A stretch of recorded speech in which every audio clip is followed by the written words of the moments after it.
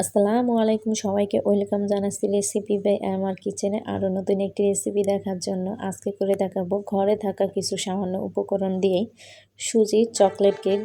ডিম ছাড়া সুজির এই চকলেট কেকটি কাউকে খাওয়ালে সে বুঝতেই পারবে না যে এটা আসলে ডিম ছাড়া বানানো হয়েছে। এতটাই সফট এবং এতটাই নরম তুলতুলে এই কেকটি, আর খেতে অসম্ভব মজা।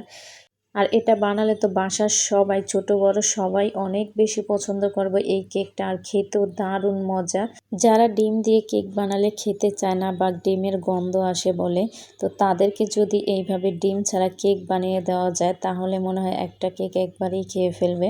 এতটাই মজা ডিম ছাড়া এই কেকটা।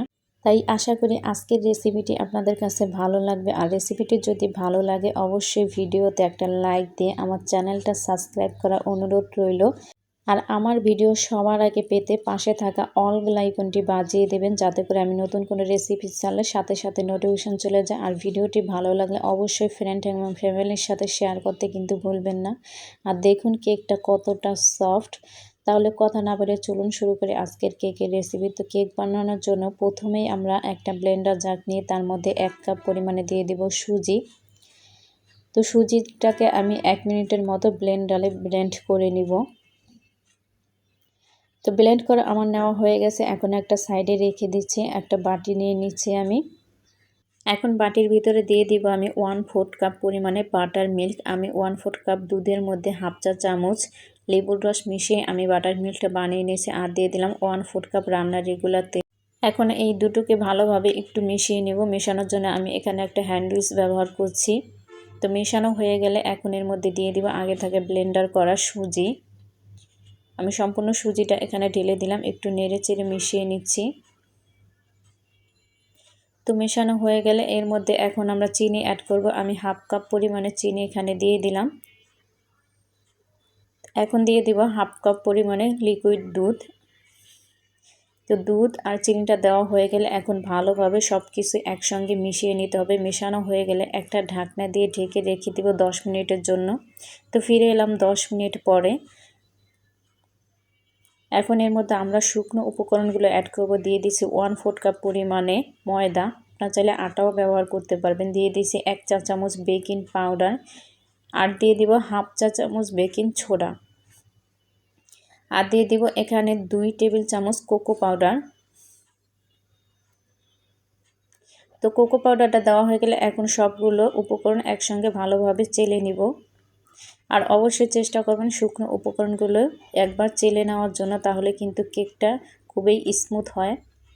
তো ভালোভাবে চেলে নেওয়া হয়ে গেলে এখন একটা সাইডে রেখে দিচ্ছি। এখন দিয়ে দিচ্ছি 1/4 চা চামচ লবণ। কেকের ভিতরে লবণ ব্যবহার করলে কিন্তু কেকের স্বাদটা ভালো আসে। অবশ্যই চেষ্টা করবেন কেকের ভিতরে হালকা করে অল্প একটু লবণ ব্যবহার করার জন্য। তো ভালোভাবে সবগুলো একসঙ্গে মিশিয়ে নিলেই কিন্তু আমাদের কেকের ব্যাটারটা রেডি হয়ে যাবে। তো দেখতে পাচ্ছেন আমি সবগুলো একসঙ্গে কিন্তু ভালোভাবে মিশিয়ে নিয়েছি, আমার মেশানো হয়ে গেছে। আর এর কেকের ব্যাটারের ঘনত্বটা দেখে বুঝতে পারছেন কেমন হবে। তো এখন একটা 6 ইঞ্চি সাইজের একটা মোল্ড নিয়ে নিয়েছি। এর মধ্যে এখন সম্পূর্ণ ব্যাটারটা আমি ঢেলে দিব। আর মোল্ডে কিন্তু আমি তেল ব্রাশ করে নিয়েছিলাম, আপনারা চাইলে কিন্তু বাটার পেপারও দিয়ে নিতে পারেন। তো আমি বাটার পেপার ছাড়াই শুধু তেল ব্রাশ করে তার মধ্যে কিন্তু আমি কেকের ব্যাটারগুলো ঢেলে দিলাম। এখন উপর দিয়ে দিচ্ছি আমি কিছুটা কাঠবাদাম আর কাজু বাদাম কুচি, দেখার সৌন্দর্যের জন্য। আর এটা খাওয়ার সময় কিন্তু কামড় লাগলেও খুব ভালো লাগে খেতে। তো এটা দেওয়া হয়ে গেলে এখন আমরা এটা বেক করতে চলে যাব। তো কেকটাকে বেক করার জন্য আগে থাকতে একটা পাতিলে আমি বালু দিয়ে তার উপরে একটা স্ট্যান্ড বসিয়ে দিয়েছিলাম। তার উপরে কেকের মোলটা বসে এখন ঢাকনা দিয়ে ঢেকে দিব প্রায় 40 মিনিটের মতো। আর চুলার আঁচটা থাকতে হবে লোয়ের চাইতে একটু বেশি, মানে পাতিলা ছুঁইছে এরকম। তো ফিরে এলাম 40 মিনিট পর। তো মাশাআল্লাহ করে দেখতে পাচ্ছেন আমার কেকটা কিন্তু বেক করা হয়ে গেছে। তো আমি একটা কাঠি দিয়ে চেক করে দেখিয়ে দিচ্ছি ভেতরটা হয়েছে কি না। তো কাঠিটা ক্লিন এসেছে, তার মানে আমাদের কেকটা কিন্তু হয়ে গেছে। এখন এটাকে নামিয়ে তারপর ঠান্ডা করে নিতে হবে। অবশ্যই কেকটাকে একটু ঠান্ডা করে তারপরে মোল্ড আউট করবেন। একবার গরম অবস্থায় কিন্তু মোল্ড আউট করতে যাবেন না, তাহলে দেখা যাবে যে কেকটাই ভেঙে যাবে। তো আমি একটা ছুরির সাহায্যে সাইড থেকে একটু ছাড়িয়ে নিচ্ছি যাতে করে মোল্ড আউট করতে সুবিধা হয়, তাহলে কিন্তু কেকটা খুব সহজেই কিন্তু মোল্ডের থেকে বের হয়ে আসবে। তা আমি একটা প্লেটের উপরে মোল্ড আউট করে নিচ্ছি। তো দেখেন কত সহজে কিন্তু মোল্ড থেকে কেকটা বের হয়ে আসলো। আর নিচটাও কতটা স্মুথ হয়েছে দেখেই বুঝতে পারছেন। আর কেকটা বেক করার সময়টা একটু কম বেশিও লাগতে পারে, চুলার আঁচের উপর ডিপেন্ড করে। তা আমি কেকটাকে এখন কেটে নিচ্ছি, কেটে আপনাদেরকে আমি দেখাচ্ছি আসলে ভিতরেরটা কেমন হয়েছে।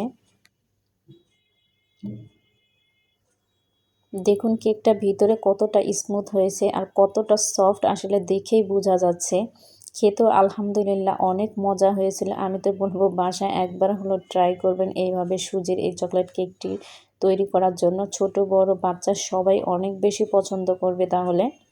তো আমার আজকের ভিডিওটি এই পর্যন্তই। আমার ভিডিওটি যদি ভালো লেগে থাকে অবশ্যই আমার চ্যানেলটা সাবস্ক্রাইব করে পাশে থাকা অল বেল আইকনটি বাজিয়ে সাথেই থাকবেন।